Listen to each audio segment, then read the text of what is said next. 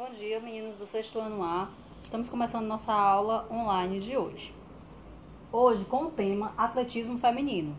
E eu vou contar duas histórias para vocês, certo? A aula hoje vai ser só isso. Vou contar essas duas histórias sobre essas duas mulheres, né? A Gabrielle Anderson e Calipateira. E no final, vocês vão resolver algumas questõezinhas sobre esse tema de mulheres no atletismo, tá bem? Nós sabemos que até o ano de 1984, as mulheres eram proibidas, né, de participarem da prova da maratona, porque eles consideravam que era uma prova muito extenuante, uma prova muito cansativa, de uma distância muito grande para que mulheres participassem. Então, a organização do evento, né, dos Jogos Olímpicos, achava melhor que as mulheres, que não existisse essa prova para mulheres, somente para homens. Então, no ano de 1984, né, essa categoria feminina, essa prova feminina da maratona, os 42 quilômetros, entraram nos Jogos.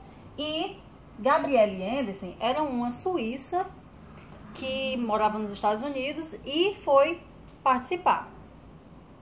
Gabrielle Anderson, gente, ela já não era bem novinha, né? Ela tinha 39 anos, ou seja, ela achava que provavelmente seria o seu último ano competindo, porque os Jogos Olímpicos se realizam de 4 em 4 anos, ou seja, 39 mais 4, 43, né? Então, nas próximas Olimpíadas, né, 84 e as Olimpíadas de 88, ela já teria 43 anos e provavelmente não se acharia mais em condições físicas, né, talvez, de participar das Olimpíadas. Então, ela foi participar. Bom, aconteceu em Los Angeles, nos Estados Unidos, e as condições climáticas não estavam das melhores. A prova começou em torno dos 19 graus, né, lá em Los Angeles, e vocês sabem, como já expliquei, né, em outras aulas, que a maratona ela acontece em parte na rua e em parte dentro da pista de atletismo, no estádio olímpico. E quando eles largaram, né, o clima estava em torno de 19 graus, né? E então eles foram para a rua. Quando a prova acabou, estava em torno de 25 graus, ou seja, teve uma mudança climática, né, uma elevação de temperatura bem grande, né, considerando assim a diferença. Então, o que foi que aconteceu? A Gabrielle não teve muita sorte. Por quê? Ela perdeu a última estação de água. O que é isso, a última estação de água? Durante uma maratona, existem estações de água. O que é que são as estações de água? São pessoas, né, que estão lá esperando os atletas passarem para entregar água, para que esses atletas possam se hidratar e não sofrer algum tipo de desidratação, insolação, etc. E a Gabrielle perdeu. Não me pergunte como, que eu não sei, mas eu sei que ela perdeu essa estação de água, né? Não conseguiu se hidratar. Por conta disso, ela, né, devido ao calor que estava e perdendo muito líquido, o que foi que aconteceu? Ela ficou desidratada, né? Teve um quadro de desidratação. Mas ela continuou, ela não desistiu, né? Não é como muitos que a mínima dificuldade já desiste, já joga tudo pra lá, cansou, tô com dor, já para. Não, a Gabrielle não fez isso. Ela mesmo, sem água, mesmo sede e com aquele calor terrível, vocês sabem o quanto é ruim, a gente tá com sede demais no calor, né? E sem contar, gente, que a umidade do ar tava lá em cima, né? Ou seja, tava um ar pesado, né, carregado. Então tudo isso contribuiu para que ela ficasse se sentindo muito mal. Mas ela continuou, correu lá os quase 42, né? Quase 42 quilômetros, porque completa quando chega no estádio. Então, ela finalmente entra no estádio.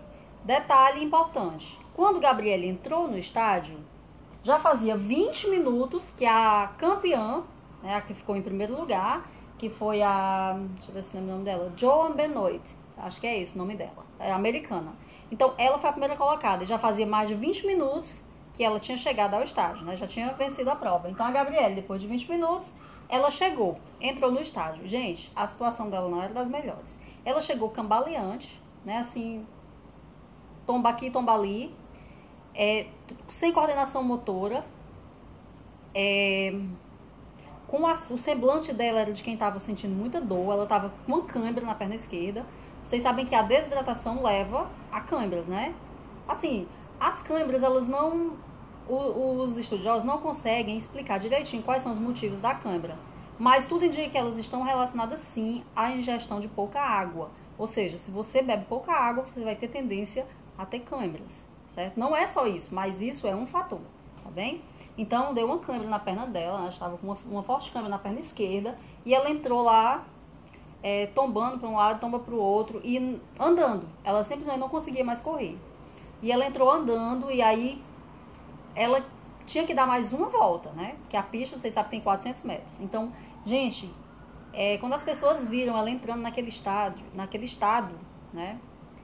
As pessoas ficaram muito comovidas, mas todo mundo achava que ela ia desistir. Só que o pessoal que estava nas arquibancadas começaram a dar força para ela e começaram a bater palma, né, dando força para que ela conseguisse. Só que nesse momento, os médicos viram, né, que ela não estava bem e correram para tentar ajudá-la. Só que mesmo ela estando fraca, ela não aceitou a ajuda dos médicos. Foi o que ela fez. Ela fazia assim, que não queria ajuda, né? E os médicos, né, viram que poderia ter algum risco para a vida dela, mas eles observaram que ela ainda estava suando. Então, se ela estava suando, ela ainda tinha líquido, então não corria um risco de vida iminente, né, que pode morrer a qualquer hora. Então, eles deixaram, já que faltava pouquinho, né? Pouquinho assim, né, gente? Porque quem está sofrendo parece uma eternidade, né? Então, o que foi que as pessoas, né, como ela era suíça, o que foi que os suíços começaram a fazer? Começaram a ligar para as emissoras de TV, mandando, né, pedindo, pelo amor de Deus, que tirassem ela do estádio. Porque, assim, para eles, aquilo estava sendo vergonhoso, né? Estava sendo feio, né, pro país. E para ela, né? Mas ela queria, porque queria cruzar a linha de chegada. Já não era nem vencer, porque já fazia 20 minutos que a vencedora tinha completado a prova. Era simplesmente completar. Ela queria dizer, eu competi na maratona e eu completei a prova, né? Porque se ela aceitasse a ajuda dos médicos, pela regra ela seria desclassificada. E isso ela não queria. Então, ela entrou, recusou ajuda e, gente, digam aí, ela passou 7 minutos e um pouquinho para completar os 400 metros, que é a última volta na pista para completar a maratona. Finalmente, ela conseguiu chegar e quando ela chegou, só deu tempo de cair nos braços da equipe médica, né? E foi atendida. 2 horas depois, ela se recuperou.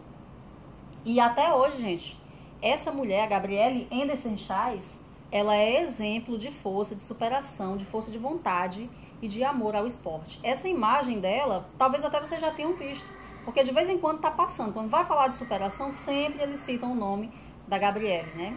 E ela está viva ainda hoje, né? Depois eu vou ver se eu deixo aqui na descrição o link com a reportagem que fala sobre ela, tá bom? Tem até ela falando também. Vocês dão uma assistida lá que vocês vão fixar, né? O que eu tô falando pra vocês. E, por incrível que pareça, vejam que foi doloroso, né? Foi um episódio bem difícil para ela, né? Como atleta e também para os seus compatriotas, mas ela conseguiu escrever o nome dela na história das Olimpíadas, né? Como esse exemplo de força, de superação e de amor ao esporte. E não a Joan Benoit, ninguém nem lembra, né? Ninguém nem fala dela. Assim, fala que foi a campeã, enfim, mas esse exemplo aqui foi o que ficou marcado. O fato mais marcante que a imagem girou o mundo todo e até hoje, né? Hoje que ela já tá bem, ela já tinha 39 anos em 84, né? Hoje ela já tem mais de 70, né? Fiz a conta não, mas acho que sim. Bom, a segunda história fala, nós vamos voltar, né? Voltar no tempo. Que a segunda história vai falar de uma mulher chamada Calipateira, tá? Calipateira, ela viveu no tempo... Fora da... Só um instante. Calipateira, gente, ela viveu no tempo da Grécia Antiga, lá onde eram realizados os Jogos Olímpicos da Antiguidade, tá? Não são os Jogos Olímpicos atuais, não, são os da Antiguidade. Lembra que eu falei lá na Grécia? Pronto, são esses. E Calipateira, ela vinha de uma família de vencedores, de campeões olímpicos, né? Quem eram os campeões olímpicos da família de Calipateira? O seu pai, os seus 3 irmãos, o seu primo e também um filho. Esse filho, quem era o treinador desse filho? Ela, né? Antes de ser ela, era o esposo dela. Só que o esposo veio a falecer. Então, depois da morte do seu marido, ela se tornou a treinadora do próprio filho. Só que tinha uma coisa, gente. As mulheres, elas não podiam competir, elas não podiam nem mesmo assistir aos jogos. Exceto as meninas virgens, né? As moças virgens. Essas poderiam assistir, participar não, tá? Só nos jogos femininos, né? Que eram em homenagem à Hera, que as mulheres tinham jogos só para elas. E também tinha que ser virgens, né? Não podia... Jovens senhoras casadas não poderiam participar. Me pergunte por que, também não sei. Devia ter alguma coisa relacionada à pureza, que eu não sei bem o que. Bom, mas, né? Como era proibido, Calipateira não poderia entrar para acompanhar o seu filho como treinadora. Então ela teve uma brilhante ideia, né, para escapar da punição. Porque se fosse pego uma mulher lá dentro do estádio, assistindo aos jogos, ou conseguisse entrar de alguma forma, alguma mulher que não fosse virgem, o que é que aconteceria com essa mulher? Ela seria jogada dos penhascos, tá bom? E aí Calipateira teve uma ideia, bom, vou me disfarçar de homem. E ela fez isso, se disfarçou de homem. Só que aí, né, o filho dela era um atleta muito bom e o filho conseguiu vencer. Quando o filho venceu, ela ficou tão feliz comemorando que acabou revelando que era mulher. Como ela disse, eu sou uma mulher? Não, ela não falou isso. Mas vocês sabem, né? Quando a gente grita, a nossa voz é mais fina, né? A gente tem seios. Então, dá pra identificar, né? Se você fizer alvoroço, as pessoas vão descobrir que você é mulher, né? Mesmo que você esteja disfarçada de homem. Então, foi isso que aconteceu, né? As pessoas descobriram, né, que ela comemorou tanto porque o filho ganhou, que as pessoas acabaram descobrindo que ela era mulher. E aí, Calipateira foi jogada do precipício? Foi jogada no penhasco? Não, ela não foi jogada. Por quê? Porque levaram em consideração que a família dela, que ela tinha muitos campeões na família. Para vocês verem o valor que eles davam aos atletas daquele tempo, né? Então, eles não jogaram Calipateira do penhasco, mas, a partir daí, eles criaram uma nova regra. Que regra era essa? Uma regra bem bizarra. Que dali em diante, nos próximos jogos, todos os competidores teriam que participar nus, certo? Os atletas teriam que participar nus. Para quê? Para evitar que mulheres entrassem no estádio, tá bem? Então agora, né, as histórias são essas, e agora vocês vão refletir aí sobre a participação feminina nos jogos. Vocês acham que existe preconceito com mulheres? Por que as mulheres não podiam entrar aqui na Grécia? Será que era porque as mulheres eram mais fracas? Eles consideravam que as mulheres não tinham forças tanto quanto os homens? Vocês acham que as mulheres têm tanta força quanto os homens? Se não, por que elas não têm? Bom, então, nós sabemos, né, que elas, sim, existem diferenças estruturais entre homem e mulher. O homem tem um hormônio chamado testosterona, que é o responsável pelas diferenças de força, de massa muscular, de percentual de gordura menor, né? O homem é mais magro naturalmente. Nós mulheres acumulamos gordura em locais diferentes. Então, por quê? Porque os hormônios são diferentes, né? Então, nós temos características diferentes. Mas a pergunta é, existe preconceito por causa disso? Qual é o preconceito que existe hoje em relação à prática esportiva por mulheres? Então, vocês vão pensar sobre isso, vão resolver os questionamentozinhos que tem aí. Outro questionamento é sobre a superação no esporte. O que vocês acham sobre a superação? Vocês acham que nós devemos buscar nosso limite ao máximo, independente se isso nós vamos arriscar nossa saúde, ou se nós temos que colocar nossa saúde em primeiro lugar e respeitar os limites do corpo? Então, pensem, reflitam sobre isso. Se necessário, leiam mais alguma coisa, tá bom? Ou me perguntem alguma coisa que não ficou bem clara e resolvam, copiem as perguntas, que tem gente não copiando as perguntas, que preguiça, né, gente? E copiem as perguntas e respondam, tá bom? Não quero só sim, não. Eu quero uma justificativa, eu quero o que é que você pensa sobre isso, tá bem? Então, a nossa aula de hoje foi isso. Fiquem com Deus e até a nossa próxima aula. Tchau!